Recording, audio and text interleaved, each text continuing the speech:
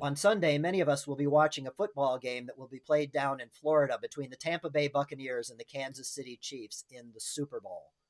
It's being billed as a showdown between the youthfulness of Patrick Mahomes and the experience of Tom Brady, which got me to wondering if there are other life lessons or spiritual principles that we might be watching for. Let me suggest just a couple. We might find, for example, that life is a team sport. I predict that the team that wins will be the one that works the best together.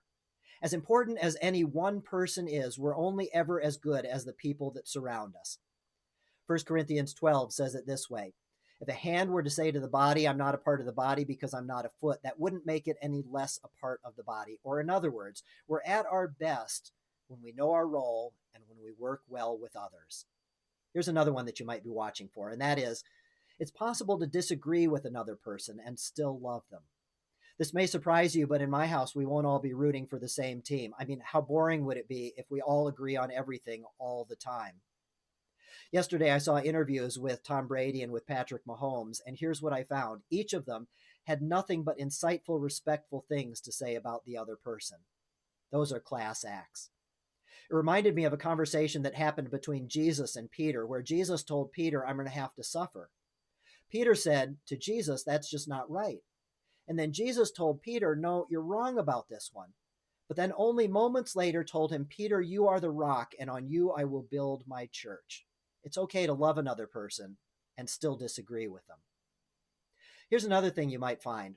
That is that John Lennon sang in the song Beautiful Boy, life is what happens when you're busy making other plans. Or in other words, the most important thing that happens on Sunday may have nothing at all to do with football.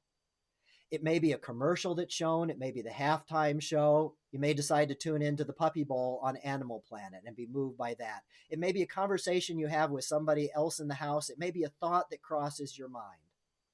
One last thought, and that is, remember that there will be important work to do on Monday.